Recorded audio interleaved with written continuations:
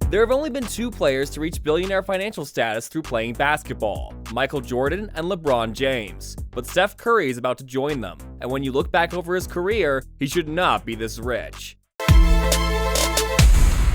Early career and rookie deal. Coming out of high school, the best basketball players are ranked in the country before they commit to colleges. Steph Curry was completely unranked, and was only listed as a 3-star prospect. He received no scholarship offers from Division I schools, so he attended Davidson University to continue his basketball career. After breaking almost every school basketball record, Steph Curry was selected 7th overall in the 2009 NBA draft by the Golden State Warriors, and as a result, signed his rookie contract, which averaged just $3 million a year. Through his first few seasons with Golden State, Curry showed his potential. He was the runner-up in the 2009 Rookie of the Year award, and earned a place in the All-Rookie First Team, a metaphorical team filled with the top rookie in each position. In 2010, Steph had a free throw percentage of 93.4%, which broke the Warriors' single-season record. He also had 7 games where he scored over 30 points. But persistent ankle issues threw his future into doubt. He sprained both his ankles on several occasions and had 2 surgeries to correct the issue. In his 3rd season, Curry was in the midst of negotiating a new contract, one that would portray his worth to the Warriors more accurately when he got injured yet again. These injury concerns made the Warriors question his future. They, rightfully so, thought that the issues would soon add up and start to have a negative impact on his performance in the coming years. So they didn't want to be tied into a super lucrative contract with Curry, whose performance may decline.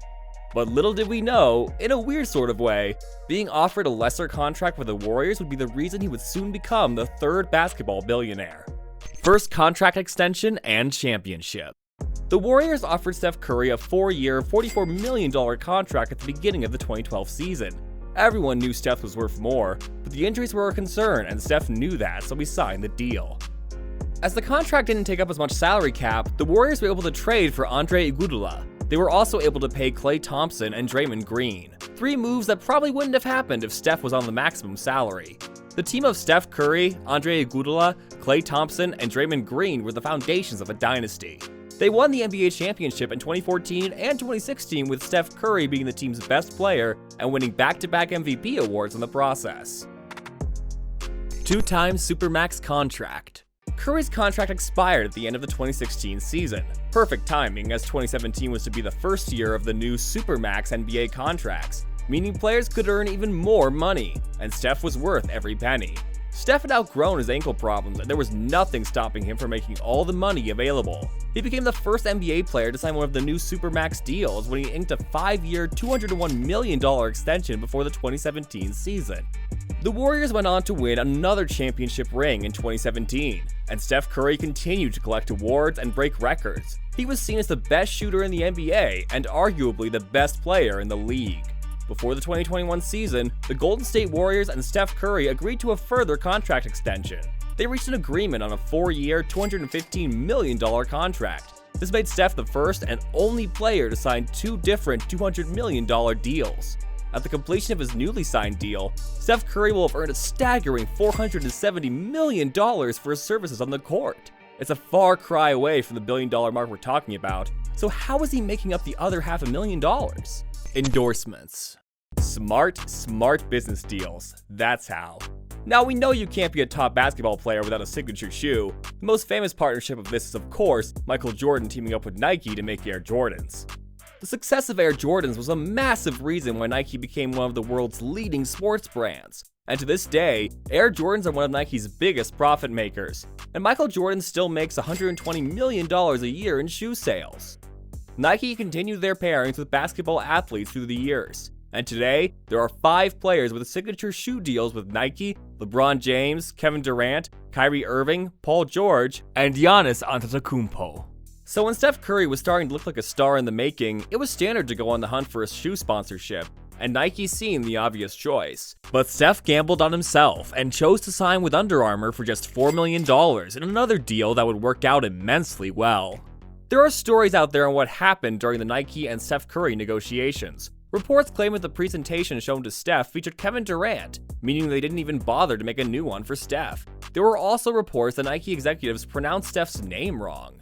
Nike has 284 NBA players under contract, and 5 of those players have signature shoes, as we said. Steph decided not to be just another number. He didn't want to be just another guy with another kind of shoe with Nike.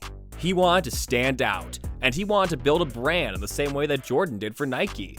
It didn't take long for the partnership to get going. Just 2 years later, Steph signed a new deal with Under Armour. But this time, it was $20 million per year and ownership of the company. Now, it wasn't released what percentage Steph received, but over 5% needs to be publicly declared, so it has to be below that level.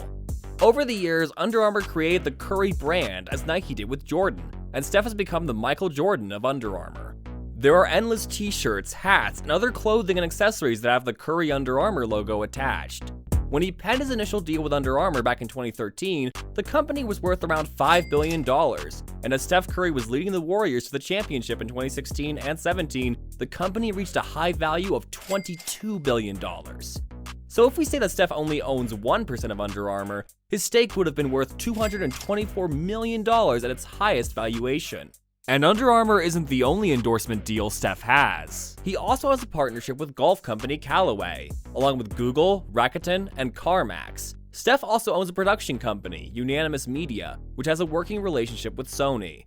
With all these streams of income for Steph, it's easy to see why he's on track to becoming a billionaire. And it may never have happened if it wasn't for that undervalued contract in 2012. Steph may be the next to hit the billionaire mark, but he certainly won't be the last. Salary caps are increasing, and teams are able to pay players more and more each year. And in this modern digital age, it's easy for people to market themselves, and in turn market products and receive endorsement deals. The NBA will see another billionaire, probably sooner than we think. But who will it be? And do you think Steph would have made the Billionaires Club if his early career didn't pan out the way it did? Let us know below.